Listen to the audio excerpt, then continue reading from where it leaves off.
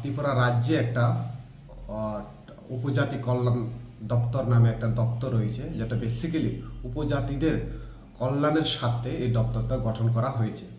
কিন্তু দুর্ভাগ্যবশত এই দপ্তরের যিনি মন্ত্রী রয়েছেন বা এই দপ্তরের যারা রয়েছেন উপজাতি কল্যাণের জন্য, ছাত্রছাত্রীদের কল্যাণের জন্য আদৌ কতটুকু এই কল্যাণ হচ্ছে তার বাস্তবতা কিন্তু আমরা এখন দেখতে পাচ্ছি। কেন এই কথাটা বলা হচ্ছে?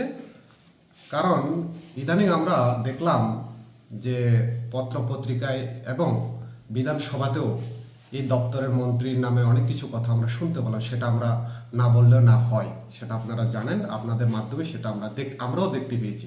কিন্তু এই রকম মুহূর্তে দাঁড়িয়ে আমরা ছাত্র সংগঠন, দায়িত্ববান একটা ছাত্র সংগঠন হিসেবে আজকে প্রেস মিটের উদ্দেশ্য যেটা হলো, আপনারা জানেন প্রচুর ছাত্রছাত্রী, উপজাতি ছাত্রছাত্রীরা তারা স্কলারশিপের উপর নির্ভরশীল করে, যেটা ভারতের সংবিধানের দ্বারা সংরক্ষিত। ছাত্রছাত্রীদের স্কলারশিপের প্রদান তারা পেয়ে থাকে বা পায় বিভিন্ন মেরিট অ্যাওয়ার্ড। কিন্তু এবার আমরা দেখতে পেলাম যে ট্রাইবাল ওয়েলফেয়ারের যে নিয়ম অনুযায়ী যে দেওয়া হয়েছে, সেখানে বলা হয়েছে যে স্কলারশিপ ফর্ম ফিল আপ করার 31শে ডিসেম্বর, মানে ডিসেম্বর পুরো মাসের ভিতরেই তারা স্টেট লেভেল পর্যন্ত ভেরিফিকেশন হয়ে যাবে।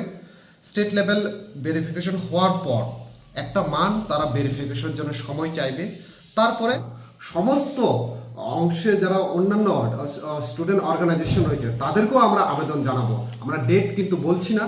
সমস্ত ছাত্রছাত্রীরা প্রস্তুত রয়েছে ট্রাইবাল ওয়েলফেয়ারের নিকট আন্দোলন, বড়সড় একটা ঐতিহাসিক আন্দোলন করার জন্য। হয়তোবা এই আন্দোলনটা ট্রাইবাল ওয়েলফেয়ার হয়তোবা কোনোদিনও দেখেনি। এই আন্দোলন তারা দেখার জন্য প্রস্তুত থাকবেন যদি না 15ই সেপ্টেম্বরের ভিতরে সমস্ত স্কলারশিপ পূরণ না করে দেওয়া হয়।